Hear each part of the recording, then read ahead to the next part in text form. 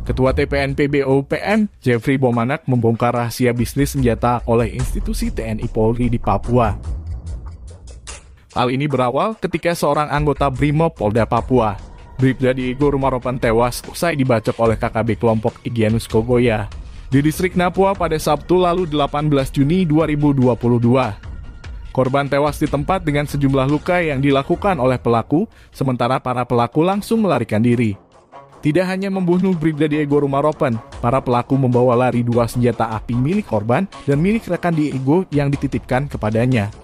Peristiwa itu bermula ketika Bribda Diego Rumaropan diminta oleh Komandan Kompi Batalion D Wamena AKP Rustam untuk menembak sapi milik warga Alex Matuan. Ketua UPM TPNPB Jeffrey Bomanak menuding bahwa pembunuhan Bribda Diego Rumaropan murni dilakukan atas perintah Komandan Brimob Wamena AKP Rustam demi bisnis jual beli senjata, dikutip dari akun Facebook Jeffrey Bomanak.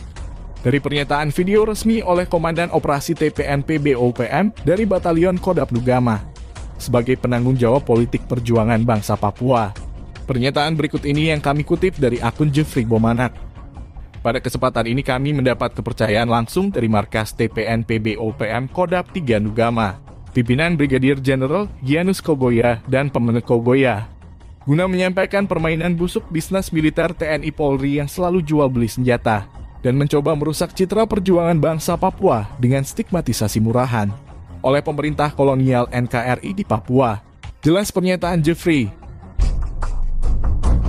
Berdasarkan Konstitusi 1 Juli 1971 bahwa pasukan TPNP BOPM memiliki hak penuh untuk mengambil senjata dari tangan musuh di medan perang dan membeli dari sumber-sumber rahasia dan terpercaya, serta mendapatkan dukungan dari jaringan-jaringan luar. Lanjutnya, dituding bahwa penjualan 2 pucuk senjata oleh Komandan Brimob Wamena AKP Rustam telah dibeli dengan harga mahal oleh pasukan TPNP BOPM tanpa pertumpahan darah. Namun setelah proses penjualan tersebut, TPNP BOPM dikagetkan dengan penikaman terhadap Bribda Diego, bahwa pembunuhan Diego Rumaropan adalah murni dilakukan oleh Rustam sebagai kepala Brimob Wamena. Pernyataannya yang dipublikasikan 7 Agustus 2022 di akun Facebook Jeffrey. Selanjutnya mereka meminta kepada Presiden Jokowi dan Panglima TNI dan Kapolri agar kasus ini mereka pertanggungjawabkan dan meminta agar ditangkap dalang dibalik semua peristiwa penjualan senjata liar di Wamena. Atas sikap yang disampaikan oleh Ketua TPNP BOPM belum dipastikan benar atau bohongan. Selanjutnya sekedar diketahui bahwa dikabarkan pada tanggal 2 Agustus telah dilakukan sidang kode etik terhadap Komandan Brimob Wamena AKP Rustam. Polda Papua resmi memecat Komandan Kompi Brimob Wamena AKP Rustam. Ia diberhentikan karena dianggap terbukti melakukan pelanggaran berat dan kode etik kepolisian.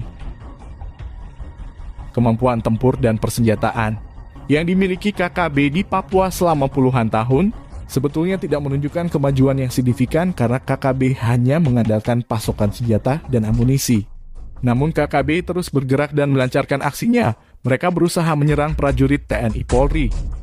Prajurit TNI Polri kemampuannya lebih jauh di atas KKB Papua. Hanya saja prajurit tersebut tidak mau melakukan tindakan kejam terhadap sesama saudara yang mendiami bumi cendrawasih. Prajurit TNI Polri mengedepankan aspek kemanusiaan, walaupun di sisi lain selalu dituduh melakukan pelanggaran HAM terhadap warga Papua.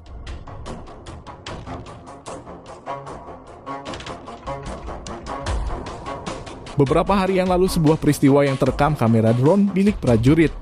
Terlihat kurang lebih 40 anggota KKB Papua terpantau berada di pinggiran hutan. Keberadaan puluhan KKB itu berencana melakukan penyerangan ke kota distrik. Mereka mulai bergerak menuruni perbukitan. Pihak aparat keamanan terus memantau pergerakan mereka hingga KKB masuki jalan raya. Mengetahui adanya kamera drone, KKB itu kaget bahkan panik ketika sebuah drone sedang mengikuti mereka. Bukannya kabur, justru kelompok itu melempari kamera drone dengan batu. Berdasarkan narasi yang tertulis, peristiwa itu terjadi di distrik Ilaga, Kabupaten Puncak, Papua. Beberapa saat kemudian terdengar bunyi letusan senjata api dari aparat dan terlihat puluhan KKB berlarian kembali ke dalam hutan. Para prajurit hanya berusaha menghalau KKB dengan tembakan tidak melakukan mengejar, karena terlihat beberapa di antaranya ada anak-anak berumur sekitar 9 tahunan. Yang pasti puluhan KKB tersebut gagal melakukan penyerangan ke distrik Ilaga. Hal ini berkat kesigapan aparat TNI Polri dalam menjaga wilayah Papua.